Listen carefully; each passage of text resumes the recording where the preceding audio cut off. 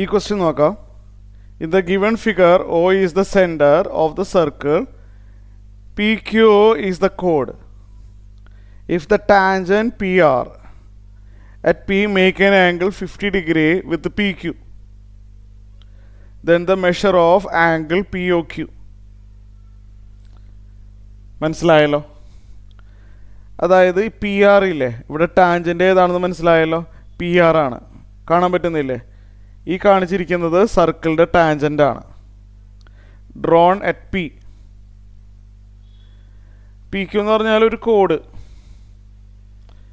ഈ angle 50 degree ആണെങ്കിൽ angle P O Q കാണണം. എങ്ങനെയാണ് നമുക്ക് നോക്കാം.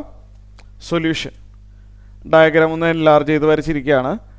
അറിയാവുന്ന കാര്യങ്ങൾ ഒന്ന് നോക്കിയേ. മൾട്ടിപ്പിൾ ചോയ്സ് ആയതുകൊണ്ട് എല്ലാ സ്റ്റെപ്പും എഴുതുന്നില്ല,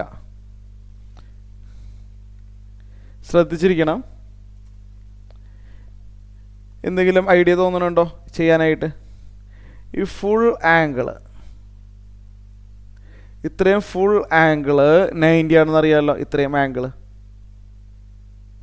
അതെങ്ങനെ 90 ആയി? കാരണം ഇത് ടാൻജൻ്റ് ആണെന്ന് പറയുന്നുണ്ട്.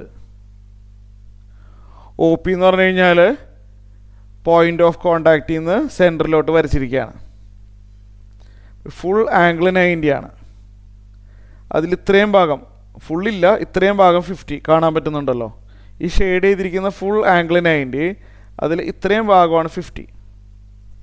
റിമൈനിങ് പാർട്ട് ഇതല്ലേ റിമൈനിങ് കൊണ്ട് ഉദ്ദേശിച്ചത്? ഇത്രയും ഭാഗം ഫുൾ ആംഗിൾ 90 മൈനസ് 50 ചെയ്താൽ 40 ഡിഗ്രി. ശരിയല്ലേ?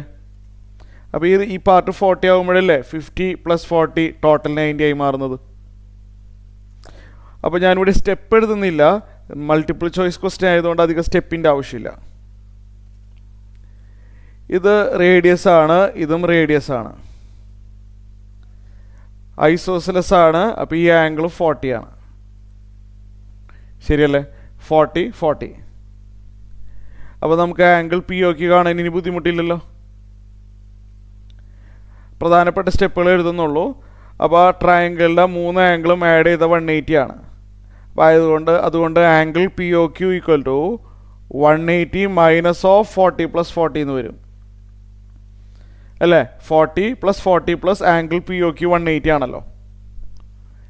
അപ്പോൾ ചെയ്തു വരുമ്പോൾ 100 ഡിഗ്രിയാണ് ആൻസർ വരുന്നത്.